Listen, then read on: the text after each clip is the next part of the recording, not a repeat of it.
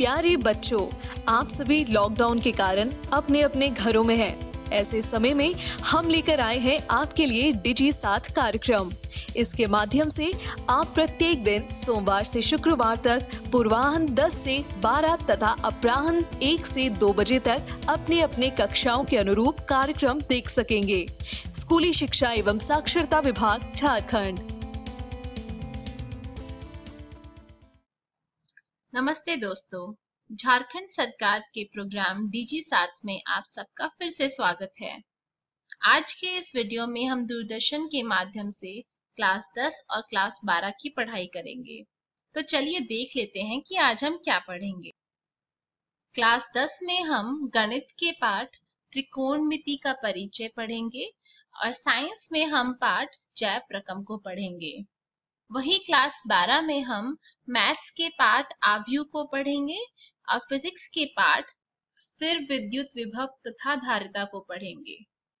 इसी के साथ हम कुछ रोचक प्रश्नों को भी हल करेंगे। दोस्तों, आप सबसे उम्मीद है कि आपने अपनी कॉपी और कलम अपने पास रखी होगी, जिसमें कि आप जरूरी बातों को नोट करेंगे।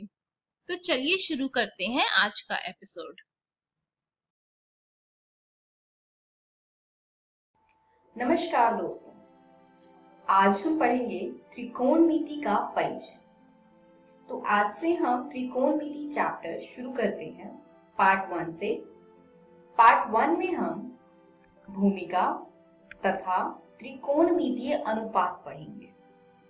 तो चलिए देखते हैं त्रिकोणमिति के बारे में। त्रिकोणमिति क्या है, इसका अर्थ क्या है? त्रिकोणमिति को इंग्लिश में ट्रिग्नोमेट्री कहते हैं। और अगर हम इस ट्रिग्नोमेट्री वर्ड को डिवाइड करें तो ये कुछ इस प्रकार शब्दों से बना है। Tri plus gon plus metron. Tri का अर्थ होता है 3, गॉन का अर्थ होता है भुजा तथा मेट्रॉन का अर्थ होता है माप। यानी त्रिकोणमिति का अर्थ है त्रिभुज के तीनों भुजाओं के बारे में पढ़ना, उसके माप के बारे में। चलिए परिभाषा देखते हैं। त्रिकोणमिति में एक त्रिभुज की भुजाओं और कोणों के बीच के संबंधों का अध्ययन किया जाता है। यानी त्रिकोणमिति में एक त्रिभुज के तीनों कोण तथा तीनों भुजाओं के बीच में क्या संबंध है, उसके बारे में हम अध्ययन करते हैं। त्रिकोणमितीय अनुपात। कुल 6 त्रिकोणमितीय अनुपात होते हैं। पहला साइन, दूसरा कोसाइन, तीसरा सीकेंट, चौथा कोसिकेंट, पांचवा टेंजेंट तथा छठा कोटेंजेंट। अब क्योंकि ये नाम बहुत बड़े बड़े हैं तो प्रश्न को हल करते टाइम पर हम इसको शॉर्ट फॉर्म में लिखते हैं। साइन को हम साइन लिखते हैं, कोसाइन को कॉस लिखते हैं, सीकेंट को सेक लिखते हैं, कोसिकेंट को कोसेक लिखते हैं, टेंजेंट को टेन लिखते हैं तथा कोटेंजेंट को कॉट लिखते हैं। अब आप देख रहे होंगे कि साइन, सेक, टेन, कॉस, कोसेक, कॉट, इनमें कोई कोण नहीं है। तो दूसरी बात यह है कि साइन अगर बिना किसी कोण के है तो इसका कोई अर्थ नहीं होता है। साइन के साथ जब तक एक कोण नहीं होगा तब तक इसका कोई अर्थ नहीं होता। साइन के साथ जब कोण होगा तब हम इसका अनुपात निकाल सकते हैं।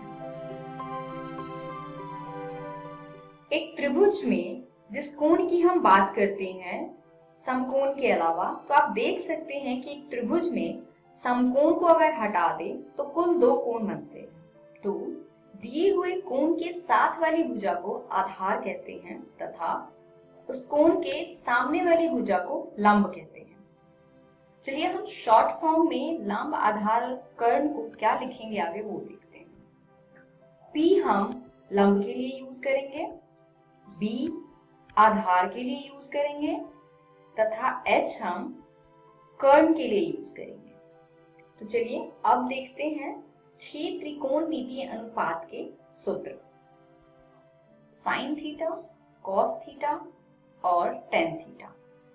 यहां से मैं आपको एक फ्रेज बताऊंगी जिससे आप इन सूत्रों को अच्छे से याद कर पाएंगे और क्विकली याद हो जाएगा।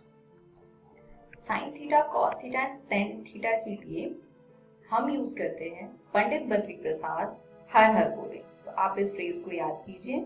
अब हम यहाँ पे इस प्रकार से भाग का निशान लगाएंगे। अब यहाँ पे आप देख सकते हैं पंडित का P, बद्री का B, प्रसाद का P, हर का H तथा बोले का B। जो हमने तीन चीजें अभी पढ़ी थी कि P हम लंब के लिए यूज करेंगे, H हम कर्ण के लिए यूज करेंगे और B हम आधार के लिए यूज करेंगे। तो यहां से हमें सूत्र मिलता है साइन थीटा बराबर में लंब बटे में कर्ण, कॉस थीटा बराबर में आधार बटे में कर्ण तथा टेन थीटा बराबर में लंब बटे में आधार। तो इस प्रकार आप इस सूत्र को जल्दी से याद कर पाएंगे। चलिए बाकी तीन त्रिकोणमितीय अनुपात के सूत्र को देखते हैं। बाकी तीन त्रिकोणमितीय अनुपात है कोसेक थीटा, सेक थीटा तथा कॉट थीटा। इन तीनों का relation sign theta, cos theta और टेन थीटा के साथ होता है। कैसे? अगर मैं इस सूत्र को उल्टा कर दूं, यानी नीचे वाले को यानी हर को अंश में रख दूं और अंश को हर में रख दूं, यानी व्युत्क्रम कर दूं, तो हमें कोसेक थीटा, सेक थीटा और कॉट थीटा का सूत्र मिलेगा। यानी कोसेक थीटा होगा h बटे में p यानी कि कर्ण बटे में लंब, सेक थीटा होगा h बटे में b यानी कि कर्ण बटे में आधार तथा कॉट थीटा होगा b बटे में p यानी कि आधार बटे में लंब। तो यहां से आपको ये मिल गया है कि साइन थीटा जो है वो व्युत्क्रम होता है कोसेक थीटा का, यानी साइन थीटा बराबर 1 बटे में कोसेक थीटा। इसी प्रकार कोसेक थीटा बराबर हो जाएगा 1 बटे में sine theta. Cos theta sec theta का व्युत्क्रम होता है, यानी कॉस थीटा बराबर में 1 बटे सेक थीटा, तो सेक थीटा बराबर हो जाएगा 1 बटे में कॉस थीटा। इसी प्रकार टेन थीटा कॉट थीटा का व्युत्क्रम होता है, यानी कि टेन थीटा बराबर में 1 बटे कॉट थीटा तथा कॉट थीटा बराबर में 1 बटे टेन थीटा होता है। तो ये वो सूत्र हैं जिसको आपको अगली वीडियो में बताया जाएगा कि किस प्रकार से यूज करना है, प्रयोग करना है प्रश्नों का हल करने के लिए। चलिए देख लेते हैं एक बार कि इस वीडियो में हमने क्या सीखा। साइन थीटा बराबर होता है p बटे में h। अब तक आपको पता चल गया होगा p हम लंब के लिए यूज करते हैं और h हम कर्ण के लिए यूज करते हैं। cos थीटा बराबर में b बटे में h, जहां पे b आधार के लिए यूज किया गया है और h कर्ण के लिए यूज किया गया है। tan थीटा बराबर में p बटे में b, कोसेक थीटा बराबर में h बटे में p, सेक थीटा बराबर में h बटे में b, कॉट थीटा बराबर में b बटे में p तथा यहां से आप देख पाएंगे कि साइन और कोसेक रेसिप्रोकल है, कॉस और सेक रेसिप्रोकल है and tan and cot reciprocal है, यानी कि व्युत्क्रम। तो यहां से हमें मिलता है साइन थीटा बराबर 1 बटे में कोसेक थीटा, कॉस थीटा बराबर में 1 बटे में सेक थीटा और टेन थीटा बराबर में 1 बटे में कॉट थीटा। अगली वीडियो में हम त्रिकोणमितीय अनुपात कि जो हमने अभी सूत्र पढ़े हैं उसकी कुछ प्रैक्टिस क्वेश्चंस करेंगे। धन्यवाद।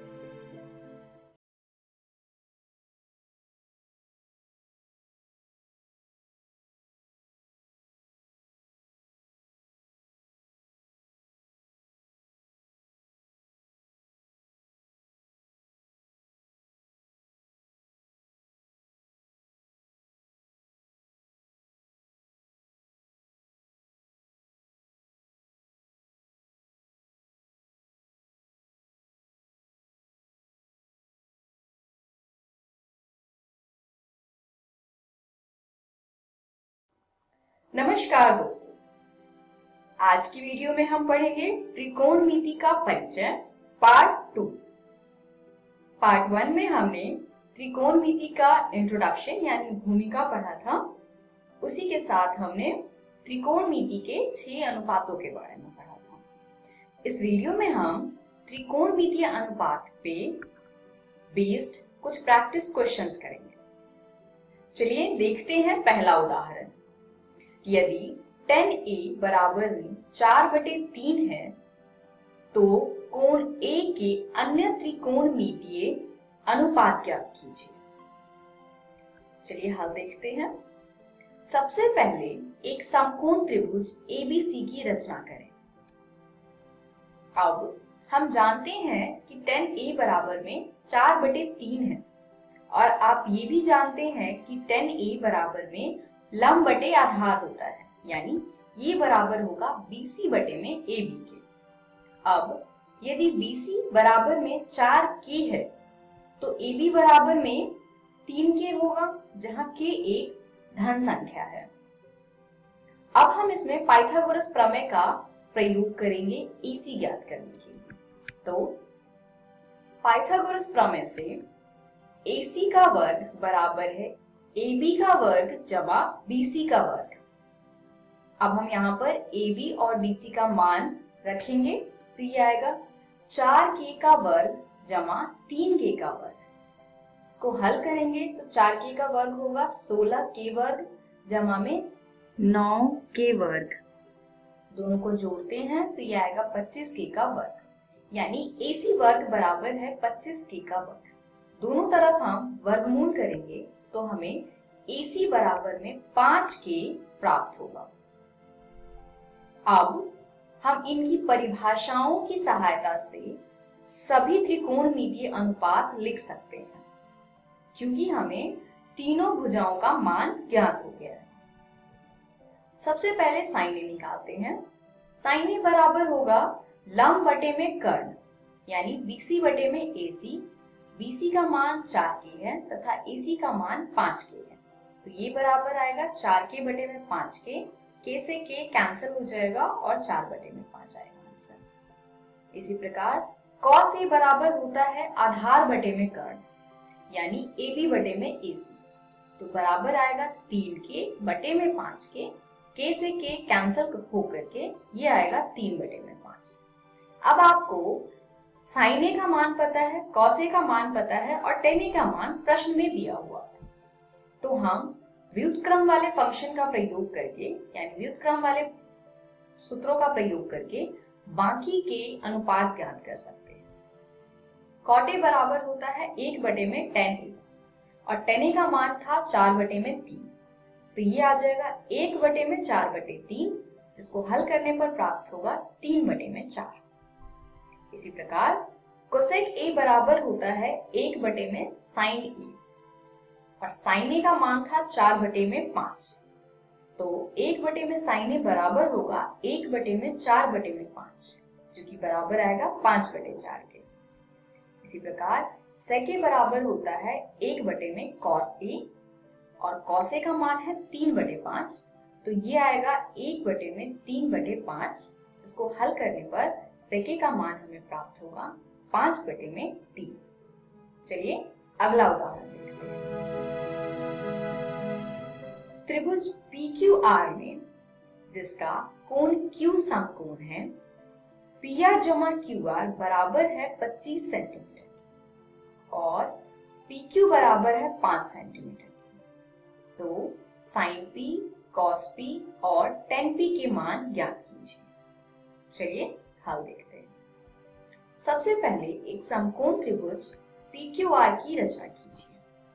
अब हम जानते हैं कि PR जमा QR बराबर है 25 सेंटीमीटर के तथा PQ का मान 5 सेंटीमीटर है, तो अब हम QR और PR का मान निकालेंगे पाइथागोरस प्रमेय का प्रयोग करके। चलिए देखते हैं कैसे। पाइथागोरस प्रमेय से PR वर्ग बराबर होगा QR वर्ग जमा PQ वर्ग के। अब हम जानते हैं कि PR जमा QR 25 सेंटीमीटर के बराबर है, यानी यहाँ से अगर हम PR निकालना चाहें तो PR का मान आएगा 25 सेंटीमीटर घटा QR और इसी के साथ हमें PQ का मान 5 सेंटीमीटर दिया है। तो Pr और PQ का मान हम पाइथागोरस प्रमेय में प्रतिस्थापित करते हैं। इससे हमें प्राप्त होगा 25 सेंटीमीटर घटा QR का वर्ग बराबर में QR का वर्ग जमा 5 सेंटीमीटर का वर्ग। अब 25 सेंटीमीटर माइनस QR वर्ग में a minus B whole square का फॉर्मूला लगाएंगे, तो ये आएगा 25 सेंटीमीटर का वर्ग घटा 2 गुने में 25 सेंटीमीटर गुने में QR जमा QR का वर्ग बराबर QR का वर्ग जमा 25 सेंटीमीटर का वर्ग। अब आप देख सकते हैं कि दाईं साइड और बाईं साइड दोनों ही साइड QR वर्ग है, तो ये आपस में कैंसल आउट हो जाएंगे और बचेगा 625 सेंटीमीटर वर्ग घटा 50 सेंटीमीटर गुने में QR बराबर में 25 सेंटीमीटर का वर्ग। अब 625 सेंटीमीटर वर्ग को हम दाईं ओर लेकर जाते हैं तो हमें मिलेगा 50 सेंटीमीटर गुने में QR बराबर में घटा 625 सेंटीमीटर वर्ग जमा 25 सेंटीमीटर वर्ग। आगे हल करने पर हमें प्राप्त होगा घटा 50 सेंटीमीटर गुने में QR बराबर में घटा 600 सेंटीमीटर वर्ग, यानी यहाँ से QR का मान आएगा 12 सेंटीमीटर। तो QR 12 सेंटीमीटर मिल गया है हमें। अब हमें निकालना है PR का मान, तो उसके लिए हम फिर से इसका यूज करेंगे, इसका प्रयोग करेंगे। हमें दिया है PR जमा QR बराबर में 25 सेंटीमीटर, यानी PR बराबर है 25 घटा में QR, और क्योंकि हमें QR का मान पता है तो हम यहाँ से PR का मान ज्ञात कर सकते हैं। तो इसको हम प्रयोग करेंगे और यहाँ हमने 25 सेंटीमीटर घटा 12 सेंटीमीटर QR का मान रखा है, तो ये हमें मिलेगा 13 सेंटीमीटर, यानी PR का मान है 13 सेंटीमीटर। तो इसी के साथ हमें त्रिभुज PQR की तीनों भुजाओं का माप ज्ञात हो गया है। प्रश्न था कि हमें sin P, cos P और tan P का मान ज्ञात करना था, तो चलिए निकालते हैं sin P, cos P और tan P का मान। sin P बराबर होता है लंब बटे में कर्ण के। यहाँ लंब है QR तथा कर्ण है PR, तो ये आ जाएगा sin P बराबर में QR बटे में PR, जो कि बराबर होगा 12 सेंटीमीटर बटे में 13 सेंटीमीटर, तो अनुपात आएगा 12 बटे में 13। इसी प्रकार cos P बराबर है आधार बटे में कर्ण। यहाँ आधार है PQ तथा कर्ण है PR, तो PQ का मान है 5 सेंटीमीटर और PR का मान है 13 सेंटीमीटर, तो cos P बराबर आएगा 5 सेंटीमीटर बटे में 13 सेंटीमीटर, यानी अनुपात होगा 5 बटे 13। तीसरा हमें निकालना है tan P। तो tan P का सूत्र क्या होता है? लंब बटे में आधार। लंब है QR तथा आधार है PQ। QR का मान 12 सेंटीमीटर और PQ का मान 5 सेंटीमीटर, तो tan P आएगा 12 सेंटीमीटर बटे में 5 सेंटीमीटर, यानी tan P का अनुपात है 12 बटे 5। तो हमने 2 उदाहरण किए हैं। आप अपनी NCERT किताब से बाकी प्रश्नों का हल करें। इस वीडियो में हमने त्रिकोणमिति अनुपात के प्रैक्टिस क्वेश्चंस करे हैं। अगली वीडियो में हम कुछ विशिष्ट कोणों के त्रिकोणमिति अनुपात के बारे में। धन्यवाद।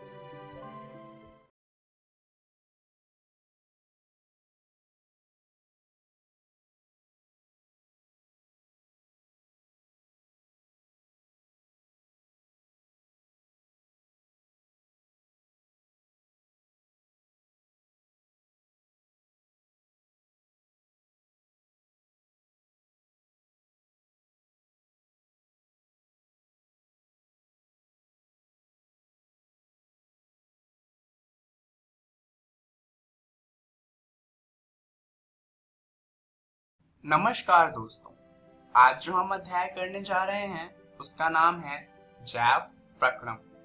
हम इसके 5 भाग पहले ही कर चुके हैं और ये इसका छठा और आखिरी भाग है। अब तक हम 3 जैव प्रक्रम की बात कर चुके हैं, जो है पोषण, श्वसन और वहन, और आज हम इसके आखिरी जैव प्रक्रम की बात करेंगे, जो है उत्सर्जन। तो चलिए शुरुआत करते हैं एक सवाल से, और सवाल है उत्सर्जन क्या होता है। इस वीडियो में हम इसी सवाल का उत्तर जानने वाले हैं। तो चलिए जानते हैं कि आखिर उत्सर्जन होता क्या है। अब अन्य उपापाचीय क्रियाओं में जनित नाइट्रोजन युक्त पदार्थों को निकालना आवश्यक है। अब से पहले हमने जितने भी प्रक्रम की बात करी, इन सभी से हमारे शरीर में कुछ नाइट्रोजन युक्त पदार्थ बन जाते हैं और क्योंकि ये जहरीले होते हैं, इन्हें हमारे शरीर से निकालना होता है और ये काफी जरूरी होता है। उदाहरण के लिए हमारे शरीर में जो यूरिया होता है वो बहुत ज्यादा हानिकारक होता है और इसे हमारे शरीर से जल्दी निकालना होता है। तो इसीलिए वह प्रक्रम जिसमें इन हानिकारक पदार्थों का निष्कासन होता है उसे ही कहा जाता है उत्सर्जन। तो चलिए जानते हैं कि आखिर ये होता किस तरीके से है। अगर हम बात करें जीवों की, जैसे कि अमीबा, तो अमीबा एक कोशिकीय जीव है। ये अपना खाना भी उसी कोशिका से खाता है, उसे पचाता भी उसी कोशिका से है, तो उत्सर्जन भी उसी कोशिका से किया जाता है। परंतु अगर हम अपनी बात करें तो हम तो एक कोशिकीय जीव है नहीं, हमारे पास तो बहुत सारी कोशिकाएं हैं और इसलिए हमारे पास एक पूरी प्रणाली होती है उत्सर्जन के लिए। उदाहरण के लिए हमारे पास 2 वृक्क होते हैं जो निस्पंदन का कार्य करते हैं। निस्पंदन से जितना भी कचरा बाहर आता है उसे भेजा जाता है मूत्राशय के पास और यहाँ पर वो तब तक रहता है जब तक उसे शरीर से बाहर न निकाल दिया जाए। तो मूत्राशय में हमारा सारा कचरा इकट्ठा किया जाता है वृक्क से। तो शुरुआत करते हैं वृक्क को समझते हुए। अगर हम वृक्क की बात करें तो जो हमारा वृक्क है वो कुछ इस तरह का दिखता है। ये हमारे शरीर में 2 होते हैं। वृक्क में फुफ्फुस की तरह ही बहुत पतली भित्ति वाली रुधिर कोशिकाओं का गुच्छा होता है। इसे वृक्काणु कहते हैं। वृक्क के प्रत्येक कोशिका गुच्छा एक नलिका के कप के आकार के शिरे के अंदर होता है और यह नलिका छने हुए पदार्थों को एकत्रित करती है और इसे कहा जाता है बॉमन्स कैप्सूल। चलिए समझते हैं कि ये किस तरीके से होता है। ये हमारा वृक्काणु है, ये उसका एक डायग्राम है। इससे हम समझेंगे कि जो हमारा यूरिन है वो बनता किस तरीके से है। हम बहुत सारा पानी पीते हैं और पानी पीने के बाद क्या होता है, जो हमारे विक्राणु होते हैं वो इसे निस्पंदन करते हैं। हमारे पास कुल लगभग 1 मिलियन से ज्यादा विक्राणु होते हैं, वो भी हर एक वृक्क में। और क्योंकि हमारे पास 2 वृक्क होते हैं तो हम ये कह सकते हैं कि हमारे पास लगभग 2 मिलियन विक्राणु होते हैं जो निस्पंदन का कार्य करते हैं। अब यहाँ पर होता क्या है कि विक्राणु से जो हमारा रक्त है वो जाता है और यहाँ पर निस्पंदन का कार्य होता है और निस्पंदन के बाद जितना भी फालतू का सामान होता है वो बोमन संपुट में इकट्ठा किया जाता है। यहाँ से बोमन संपुट में सारी चीजें इकट्ठी होती हैं और वहां से जाती है संग्रहण नालिका के पास, जहाँ पर संग्रहण नालिका से ये हमारे मूत्राशय में चली जाती है। परंतु क्या आप जानते हैं कि रोज 180 लीटर पानी छाना जाता है, परंतु अगर हम यूरिन की बात करें तो वो लगभग 1 से 2 लीटर होता है। तो आप देख सकते हैं कि लगभग जितना पानी छाना गया है उसका सिर्फ 1% हमारे यूरिन के रूप में आया। तो बाकी का सारा पानी कहाँ पर चला गया? दरअसल बाकी का जितना भी पानी होता है वो फिर से अवशोषित हो जाता है। दरअसल पानी ही नहीं, ग्लूकोज, अमीनो अम्ल, लवण और प्रचुर मात्रा में जल को वापस अवशोषित कर लिया जाता है क्योंकि ये हमारे शरीर को जरूरी होते हैं और क्योंकि ये हमें वापस चाहिए होते हैं और ये हमारे लिए कोई वेस्ट मटेरियल यानी कि कोई कचरा नहीं है, इसलिए इन्हें वापस इकट्ठा कर लिया जाता है। तो आखिर चलिए अब बात करते हैं कि पौधों में ये किस तरीके से होता है, यानी कि पौधों में जो अपशिष्ट पदार्थ होते हैं उनका उत्सर्जन किस तरीके से किया जाता है। दरअसल पौधों के पास कोई प्रणाली नहीं होती, परंतु उनके पास बहुत सारे तरीके होते हैं जो अपना अपशिष्ट है उसका उत्सर्जन करने के। चलिए जानते हैं कि ये सारे तरीके कौन कौन से हैं। दरअसल अगर हम पौधों की बात करें तो वो कई रूपों में अवशिष्ट को उत्सर्जित करते हैं। उदाहरण के लिए वो पत्तियों से पानी का उत्सर्जन करते हैं। उसके अलावा उन्हें जो चीजें नहीं चाहिए होती वो उन्हें अपने फलों में डाल देते हैं। अब आपको शायद लगता होगा कि फलों में जितने भी न्यूट्रिएंट्स, जितने भी पोषक तत्व होते हैं, वो सब पेड़ पौधे हमारे लिए फलों में डालते हैं, परंतु ऐसा नहीं है। पौधों को तो हमारा पता भी नहीं होता। दरअसल पौधों के लिए ये जितने भी न्यूट्रिएंट्स, जितने भी पोषक तत्व होते हैं, वो किसी काम के नहीं होते और उन्हें इसे निकालना होता है। और क्योंकि उनके पास ज्यादा तरीके नहीं है निकालने के लिए, तो उन्हें जितने भी तरीके मिलते हैं उन सभी से वो अपने अपशिष्ट को उत्सर्जित करते हैं। तो अपने फलों में अपने अपशिष्ट को डालना भी एक तरीका है अपने अपशिष्ट से छुटकारा पाने का। पौधे अतिरिक्त जल से वाष्पोत्सर्जन द्वारा छुटकारा पा सकते हैं। अब वाष्पोत्सर्जन में क्या होता है कि जो पत्तियां होती हैं, पानी पत्तियों पे चला जाता है और पत्तियों पर जाने के बाद उसका वाष्पीकरण हो जाता है, जिससे जो पत्तियां होती हैं वो हवा में चली जाती हैं। अगर आपको ये चीज देखनी हो तो आप ऐसा कर सकते हैं कि आप एक पौधे को लें और उसे एक जार से ढक दें। आप देखेंगे कि जार के ऊपर पानी की बूंदें आ जाएंगी। दरअसल ऐसा इसलिए होगा क्योंकि पौधों के पास जो ज्यादा पानी होता है वो उन्हें अपने पत्तियों पर ले आते हैं और उन पत्तियों से उनका वाष्पीकरण होता है और वो जो हमारे आसपास का वातावरण है वहां पर चले जाते हैं। चलिए जानते हैं और क्या तरीके हैं पौधों के पास उत्सर्जन करने के। बहुत से पादप अपशिष्ट उत्पाद कोशिकीय रितिका में संचित रहते हैं। अब जैसा कि हम जानते हैं, पौधों के पास जितनी भी कोशिका होती हैं उनमें से ज्यादातर मृत होती हैं और उनका कोई काम नहीं होता। तो पौधे क्या करते हैं, जिन कोशिका का उन्हें कोई काम नहीं होता, उनके अंदर अपने अपशिष्ट पदार्थों को जमा करना शुरू कर देते हैं। इससे उनके दो फायदे होते हैं। एक तो उन्हें अपशिष्ट से छुटकारा मिल जाता है और दूसरा उन्हें मजबूती मिलती है। अन्य अपशिष्ट उत्पाद रेजिन तथा गोंद के रूप में विशेष रूपों में पुराने जाइलम में संचित रहते हैं। अब यहाँ पर भी जो पुराने जाइलम है वो कोई काम नहीं करते, क्योंकि जाइलम का काम होता है पानी पहुंचाना और जो पुराने जाइलम होते हैं वो अब पानी नहीं पहुंचा सकते और इसीलिए पौधे इनका इस्तेमाल करते हैं अपने अपशिष्ट पदार्थों को उनमें संचित करने के लिए। इसके अलावा पादप भी कुछ अपशिष्ट पदार्थों को अपने आसपास की मृदा में उत्सर्जित कर देते हैं। तो यहाँ पर होता क्या है कि आप जानते हैं पौधों की जो जड़ें होती हैं वो मिट्टी में बहुत दूर तक होती हैं। तो दरअसल पौधे क्या करते हैं, वो अपनी जड़ों की मदद से जो अपशिष्ट पदार्थ होता है वो अपने आसपास की मिट्टी में छोड़ देते हैं।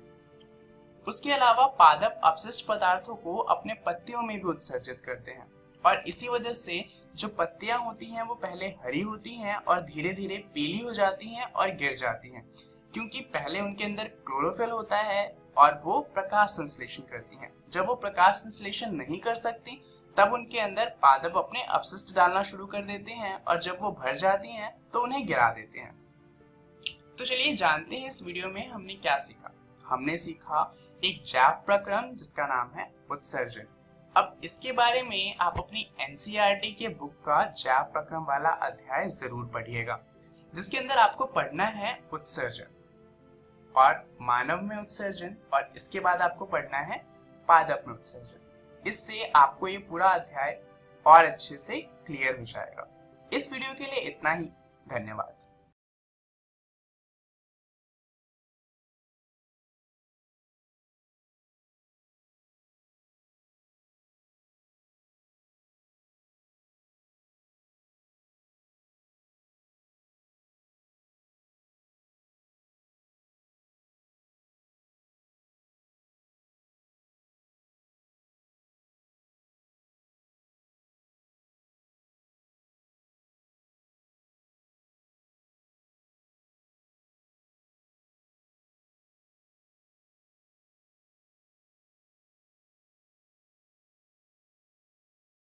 नमस्कार दोस्तों, आज हम आवयव का दूसरा भाग देखेंगे। हमने हमारे पिछले वीडियो में पढ़ा था आवयव की भूमिका तथा आवयव के बारे में। आइए देखते हैं कि आज के इस वीडियो में हम क्या पढ़ेंगे। तो दोस्तों, आज के इस वीडियो में हम पढ़ेंगे आवयवों पर संक्रियाएं। तो चलिए आगे बढ़ते हैं और शुरू करते हैं हम हमारा आज का भाग।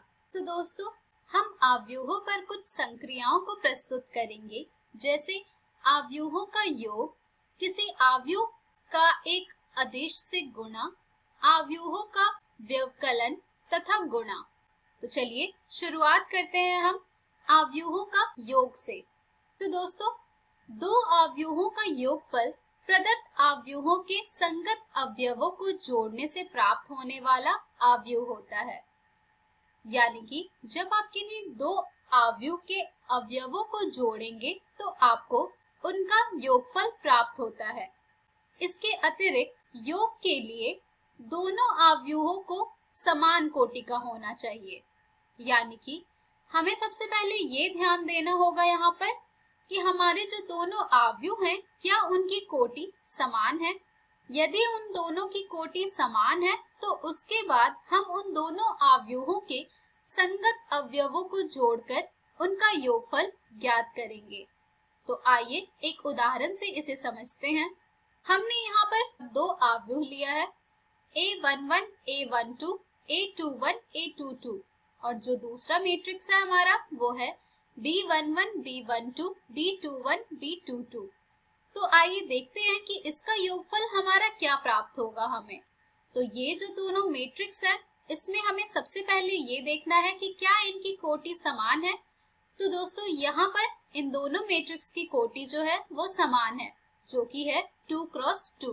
तो जब इनकी कोटि समान है तो आइए अब हम ज्ञात करते हैं इसका योगफल।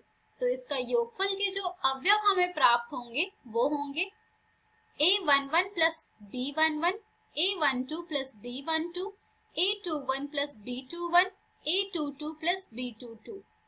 तो ये आए हैं हमारे इन दोनों मैट्रिक्स के जोड़ने पर अवयव। आइए एक और उदाहरण देखते हैं इसका। स्क्रीन पर आपको दो मैट्रिक्स दिख रहे होंगे, अर्थात अवयव दिख रहे होंगे, जिनके अवयव है 80, 60, 75, 65, 90, 85 और दूसरा जो अवयव है उसके जो अवयव है वो है 90, 50, 70, 55, 75, 75। अब जब आप इन दोनों अवयवों का योग ज्ञात करेंगे तो आपको क्या प्राप्त होगा।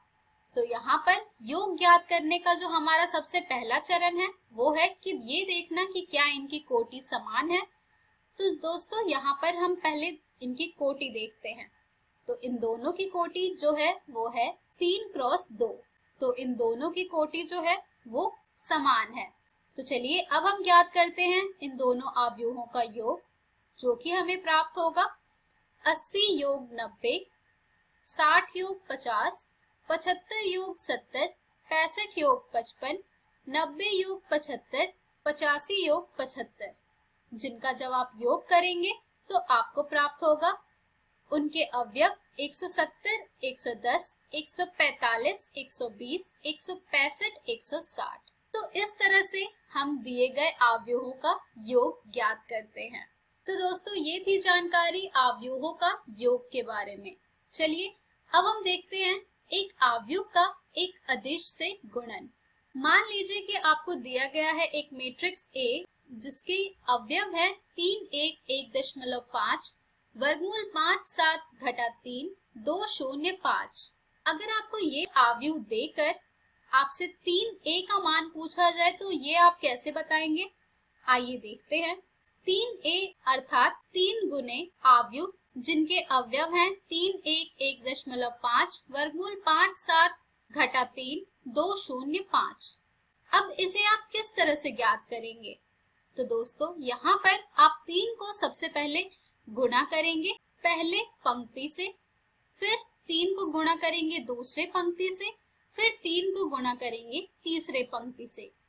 तो जब आप इन तीनों को गुणा करके ज्ञात करेंगे तो आपको प्राप्त होगा उस अवयव के अवयव 3 गुने 3, 3 गुने 1, 3 गुने 1.5, 3 गुने वर्गमूल 5, 3 गुने 7, 3 गुने घटा 9, 3 गुने 2, 3 गुने 0, 3 गुने 5। जिसे आप और हल करेंगे तो आपको प्राप्त होगा अवयव के अवयव 9, 3, 4.5, 3 वर्गमूल 5, 21 घटा 9, 6, 0, 15। तो ये आपको अवयव प्राप्त हुए हैं जब आपने 3 से गुणा किया दिए गए अवयव को। तो दोस्तों, इसी प्रकार से हम एक अवयव को एक अदिश से गुणा करते हैं और फिर ज्ञात करते हैं उनका मान। चलिए दोस्तों, अब हम जानेंगे अवयव का ऋण अवयव। तो दोस्तों किसी अवयव A का ऋण अवयव अर्थात घटा A से निरूपित होता है।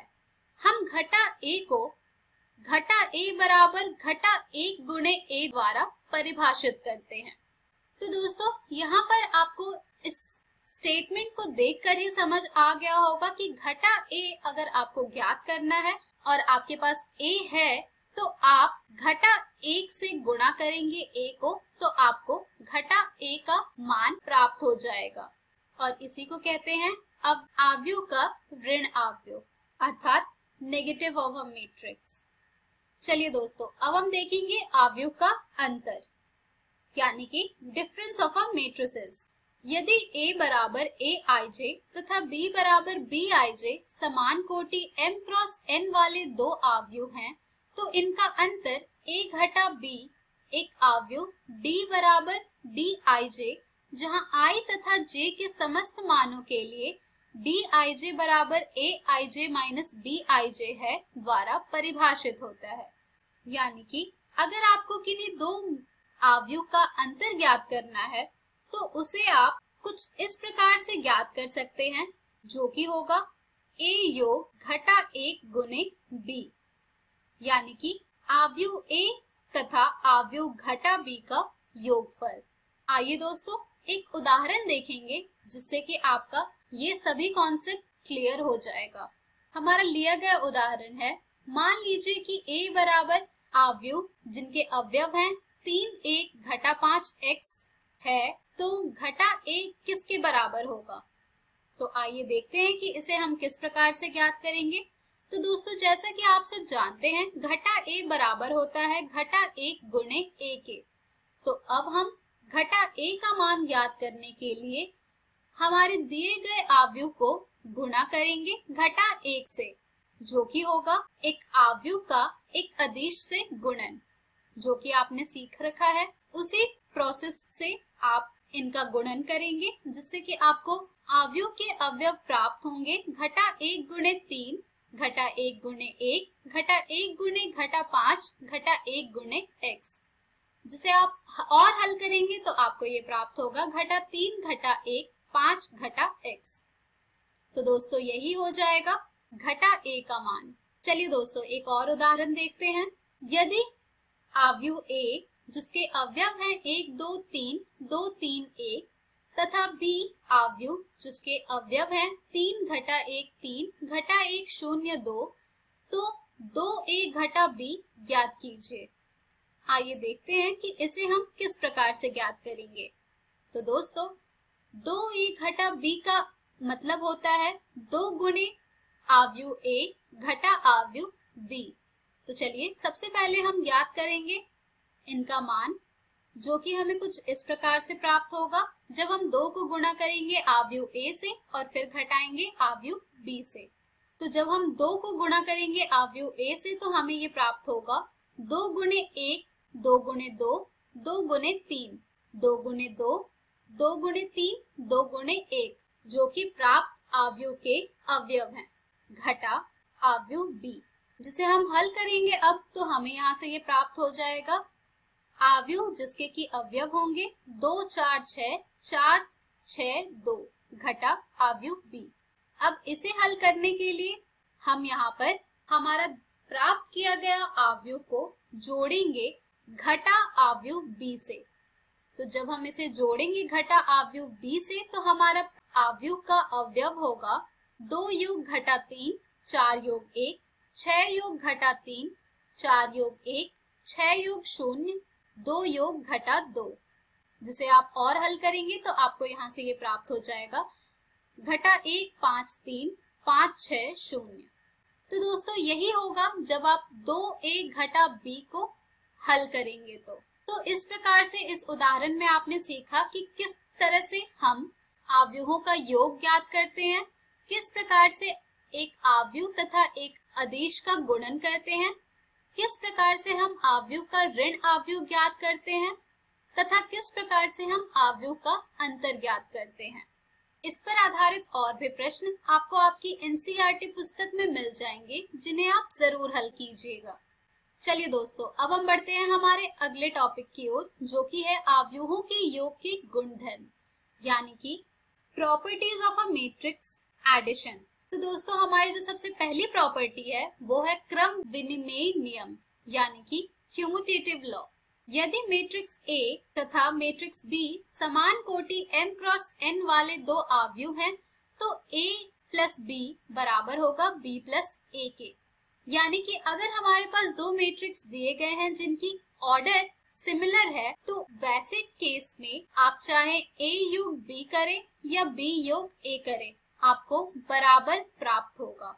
हमारा अगला गुणधर्म है साहचर्य नियम अर्थात एसोसिएटिव लॉ, जो कि कहती है समान कोटि m क्रॉस n वाले किन्हीं तीन आव्यूहों A, B, C के लिए A योग B योग C बराबर होगा A योग B योग C के।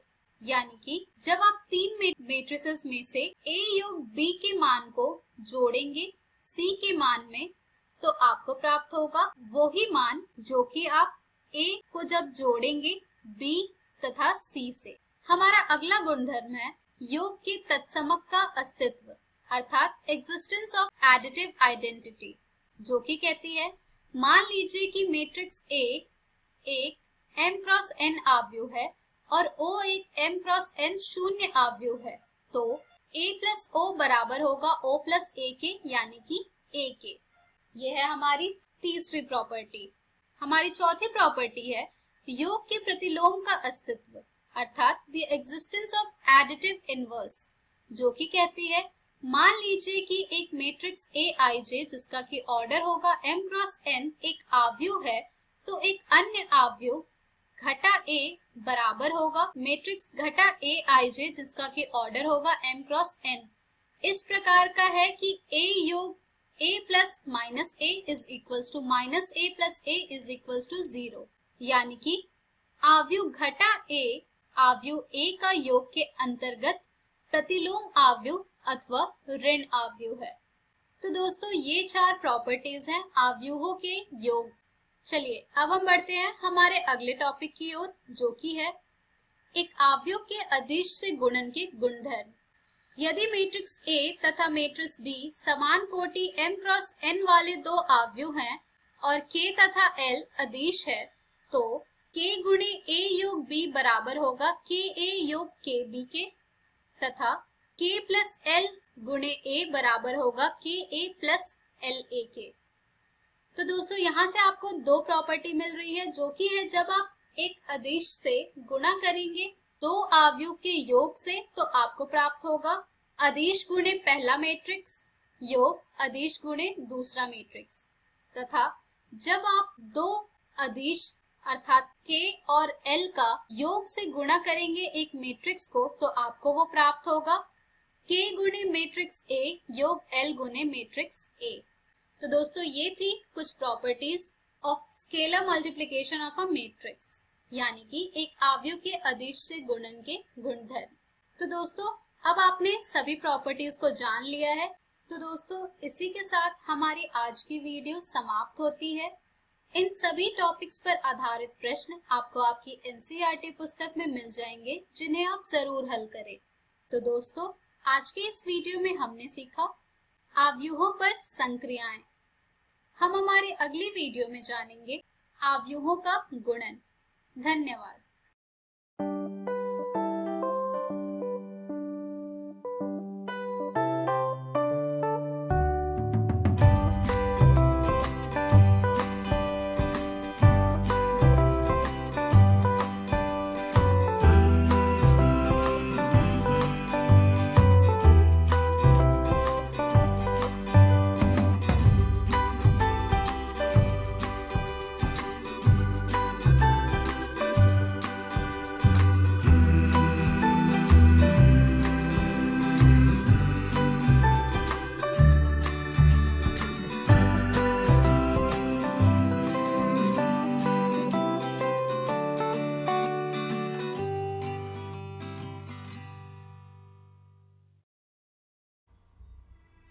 हेलो दोस्तों, welcome to this physics video lecture. Friends, आज हम शुरू करेंगे हमारा दूसरा अध्याय, जिसका नाम है स्थिर वैद्युत विभव तथा धारिता। और इस अध्याय के पहले भाग में हम समझेंगे स्थिर वैद्युत विभव, बिंदु आवेश के कारण विभव और बिंदु आवेशों के निकाय के कारण विभव। तो आइए शुरू करते हैं प्रथम विषय से, जो है स्थिर वैद्युत विभव। दोस्तों, स्थिर वैद्युत क्षेत्र की उपस्थिति में किसी एकांक धनावेश को अनंत से किसी बिंदु तक लाने में किया गया न्यूनतम कार्य कहलाता है स्थिर वैद्युत विभव। अब जैसे यहाँ पर इस आवेश Q की वजह से जो स्थिर वैद्युत क्षेत्र उत्पन्न होता है, मान लेते हैं कि उसका प्रभाव यहाँ इस वृत्त की सीमा तक है। अब मान लीजिए कि किसी एकांक धनावेश, जिसे यहाँ Q से दर्शाया गया है, इसे अनंत बिंदु से इस विद्युत क्षेत्र के अंदर कहीं किसी निश्चित बिंदु तक लाने के लिए हमें इस विद्युत क्षेत्र के विरुद्ध बल लगाना पड़ेगा, या कह सकते हैं कि कार्य करना पड़ेगा, और इस कार्य की मात्रा को ही कहा जाता है स्थिर वैद्युत विभव। आइए अब समझते हैं कि इसका व्यंजक कैसे प्राप्त किया जाता है। तो मान लीजिए कि यहाँ पर एक धनावेश Q है, जिसकी वजह से बनने वाला वैद्युत क्षेत्र किसी निश्चित दूरी तक अनुभव किया जा सकता है। इस आवेश से अनंत दूरी पर एक बिंदु P मान लेते हैं, जहां से हमें कोई एकांक धनावेश Q से R दूरी पर स्थित एक बिंदु तक ले जाना है। आइए इस बिंदु पर लगने वाले सदिशों की दिशाओं को देखते हैं। दोस्तों, अगर आप R दूरी पर स्थित बिंदु पर विद्युत क्षेत्र की दिशा देखें, तो क्योंकि ये क्षेत्र रेखाएं एक बिंदु धनावेश से उत्सर्जित होने के कारण प्रत्येक बिंदु पर बाहर की ओर होंगी, वहीं R दूरी पर स्थित बिंदु के लिए स्थिति सदिश की दिशा भी ठीक वैसे ही बाहर की ओर होगी। यानी दोनों ही सदिशों E तथा dr समान दिशा में हैं। अब जैसा कि हम जानते हैं कि किया गया कार्य होता है बल तथा स्थिति सदिश का अदिश गुणनफल, यानी dw बराबर होगा F.ds, और यहाँ पर F है विद्युत क्षेत्र यानी E, जबकि ds है स्थिति सदिश dr। यानी यहाँ पर किया गया कार्य होगा dw बराबर E.dr, या अदिश गुणनफल नियम के अनुसार इसे लिख सकते हैं dw बराबर E dr cos थीटा। दोस्तों, क्योंकि यहाँ पर E तथा dr एक ही दिशा में है, इसलिए इनके बीच बनने वाला कोण होगा 0 डिग्री, और क्योंकि cos 0 डिग्री होता है 1, इसलिए यहाँ हम cos थीटा का मान रखेंगे 1, और समीकरण बनेगी dw बराबर E dr। अब किया गया कुल कार्य निकालने के लिए हमें इसे करना होगा इंटीग्रेट, और क्योंकि हम एकांक आवेश को अनंत से R दूरी तक लेकर गए थे, इसलिए इंटीग्रेशन की लिमिट भी होगी अनंत से R, यानी समीकरण आएगी इंटीग्रेशन 0 से W dw बराबर इंटीग्रेशन अनंत से R E dr, जिसमें E का मान रखने पर आता है W बराबर इंटीग्रेशन अनंत से R 1/4 pi epsilon not Q बटे R की घात 2 dr। दोस्तों, इसे हल करने पर आता है W बराबर 1/4 पाई एप्सिलॉन नॉट Q बटे R, यानी R दूरी पर आवेश Q की वजह से विभव V होता है 1/4 पाई एप्सिलॉन नॉट Q बटे R, जबकि अगर अनंत बिंदु पर देखें तो विभव हो जाएगा 0। यानी दोस्तों, हम ये कह सकते हैं कि विद्युत क्षेत्र की उपस्थिति में विभव स्थिति सदिश के साथ साथ घटता जाता है। इसके अतिरिक्त विभव एक अदिश राशि होती है। अब मान लीजिए कि हमें एक के स्थान पर आवेशों के निकाय के कारण विभव का मान ज्ञात करना है। तो इस परिस्थिति में मान लेते हैं कि हमारे पास 3 आवेश Q1, Q2 तथा Q3 हैं, जिनके कारण बिंदु P पर विभव का मान ज्ञात करना है।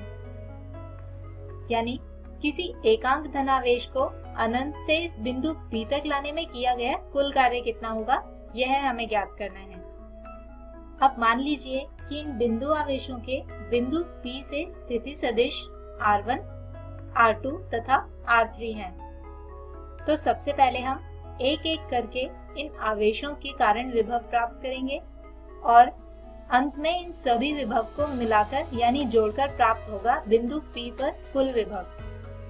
तो आइए सबसे पहले लिखते हैं आवेश Q1 के कारण बिंदु P पर विभव का मान, जो होगा V1 बराबर 1/4 पाई एप्सिलॉन नॉट Q1 बटे R1।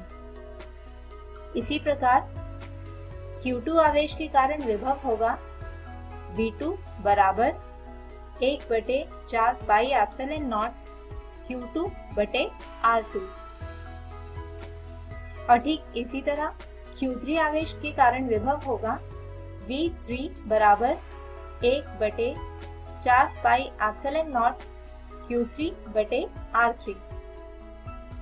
अब दोस्तों कुल विभव निकालने के लिए हम इन सभी विभव का योगफल निकालेंगे, यानी V बराबर होगा V1 जमा V2 जमा V3, जिसका मान आता है V बराबर 1/4 pi epsilon not bracket Q1 बटे R1 जमा Q2 बटे R2 जमा Q3 बटे R3। आइए अब आज के विषयों पर आधारित एक उदाहरण समझते हैं। आवेश 4 गुणा 10 की घात ऋणात्मक 7 कूलाम के कारण इससे 9 सेंटीमीटर दूरी पर स्थित किसी बिंदु P पर विभव परिकलित कीजिए। तो दोस्तों जैसे कि हमें प्रश्न में दिया गया है कि आवेश Q जिसकी वजह से उत्पन्न विभव की गणना हमें करनी है वो है 4 गुणा 10 की घात ऋणात्मक 7 कूलाम तथा R दूरी दी गई है 9 सेंटीमीटर या यूं कहें कि 0.09 मीटर। अब जैसा कि हमें पता है कि किसी बिंदु आवेश के कारण विभव होता है V बराबर 1/4 पाई एप्सिलॉन नॉट Q बटे R। तो दोस्तों यहाँ पर सभी राशियों का मान रखने और हल करने पर V आता है 4 गुणा 10 की घात 4 वोल्ट। तो दोस्तों हमारे आज के इस वीडियो में हमने समझा स्थिर वैद्युत विभव, बिंदु आवेश के कारण विभव और बिंदु आवेशों के निकाय के कारण विभव। हम उम्मीद करते हैं कि आज का ये वीडियो आपको समझ आया होगा। हमारे अगले वीडियो में हम समझेंगे विद्युत द्विध्रुव के कारण विभव और समविभव पृष्ठ। तब तक के लिए take care and good bye.